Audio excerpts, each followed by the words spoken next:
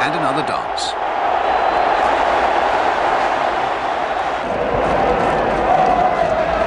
Colombia pulled one back 8 minutes later. Again, it followed good work by Valderrama.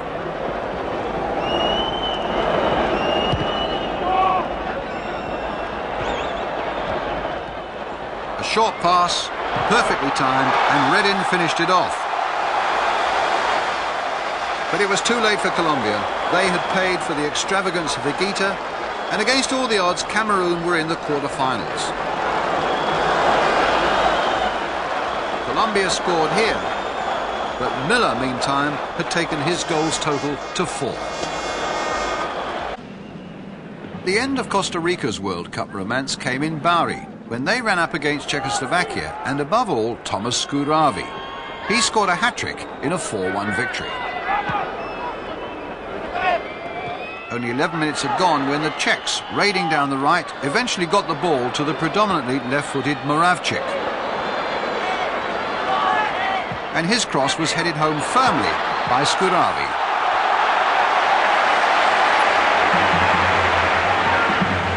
That was the only goal of the first half, but 11 minutes into the second, Costa Rica scored a surprise but very good equalising goal.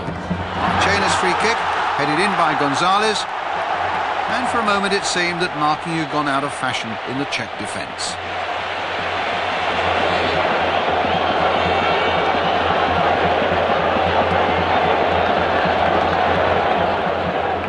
What can only be called over-elaboration in the Costa Rica defence becomes expensive 6 minutes later.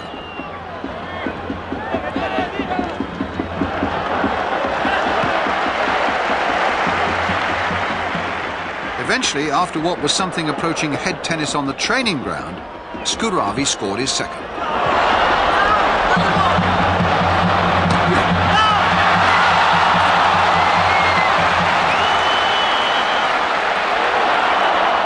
A third was soon to follow as Czechoslovakia turned up the heat.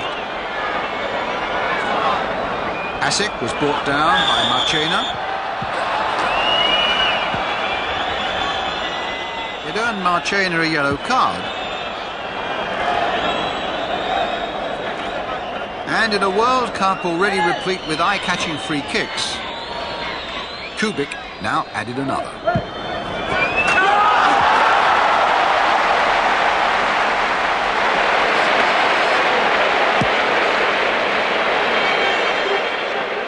A glorious free kick, inch perfect. And 5 minutes later, a milestone for Skuravi. From this corner, he completed his hat-trick.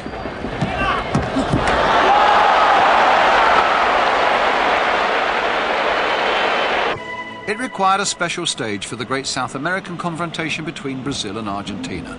In Turin, Brazil did everything but score, but with 8 minutes left, Argentina showed them how to do it. Maradona set off, the perfect pass to the swift Caniggia, round goalkeeper Taffarel, the winning goal. For Maradona, it was perhaps the one moment in the whole tournament when he was true to his own amazing skills. And Caniggia did the rest.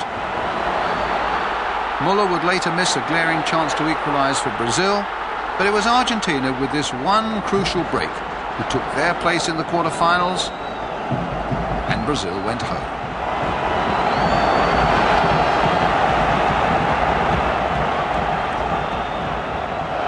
A full house in Milan for West Germany against Holland. 74,000 fans had already seen Voller and Rijkaard sent off in the first half, when 5 minutes into the second, defender Buchwald set off. He found a great cross, and Klinsmann made it 1-0 to West Germany.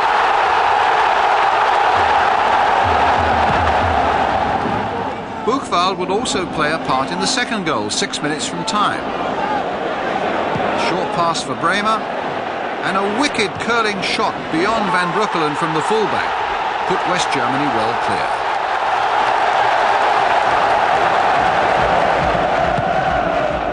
Two minutes from time, Van Basten tumbled. Köhler was adjudged to have conceded the penalty, although many thought that it was a harsh decision. However, Koeman scores. Holland, though, have been a big disappointment. West Germany's World Cup march continued.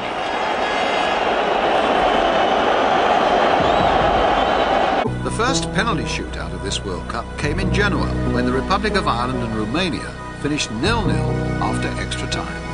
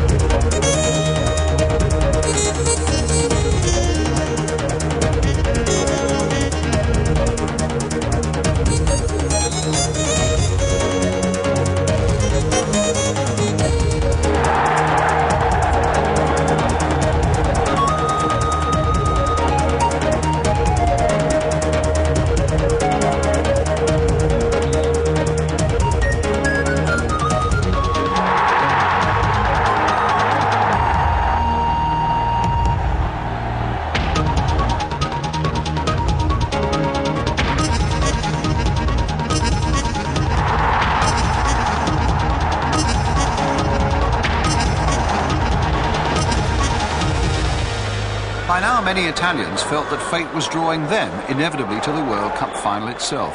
Many also worried that a second phase match against Uruguay might be as difficult as it was sure to be intimidating. Schillaci had an emphatic answer for all the doubters. Just watch for the delicate touch of Serena. That opened up the chance for only a split second. It took a genuine striker to see it, Toto Schillaci. It was Serena's 30th birthday, and 8 minutes from the end he was given the chance to celebrate and put Italy into the quarter-finals. It was a foul on Viechevod. Giannini's free kick, Serena's header, and Italy advanced.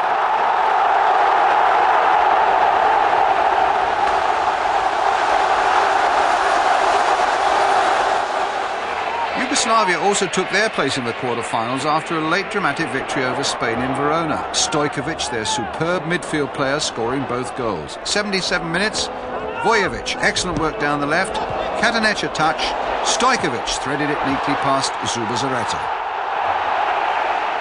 A World Cup that was throwing up such quality midfield players, Hagi of Romania, Schiffer of Belgium, Mateus, of course, of West Germany, and now Stojkovic. Spain responded well. They had claims for a penalty turned down, but with only 7 minutes remaining, another determined break was more successful. Tenacious work by Martin Vasquez in particular. Salinas on the spot to finish it off.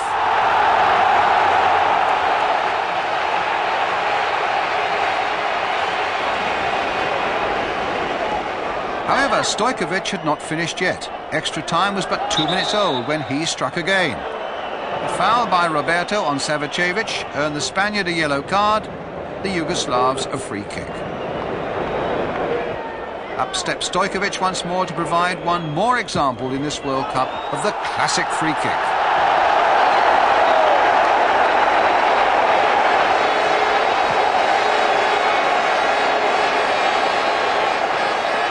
Over the Spanish wall past Zubizarreta, Yugoslavia in the quarter-finals for the first time in 16 years. Meanwhile, what of England? They faced Belgium in Bologna, a match seconds away from a penalty shootout at the end of extra time when Paul Gascoigne, now becoming a central figure in England's advance, was fouled by Eric Gerrit some 30 yards out. Gascoigne himself lined up the free kick, urged by management on the bench to float it deep into the Belgian penalty area. Gascoigne achieved that to perfection, matched only by the quality of Platt's spectacular volley.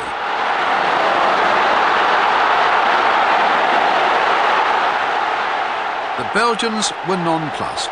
Throughout the night they had made the better chances, but two of England's emerging young players silenced all the arguments.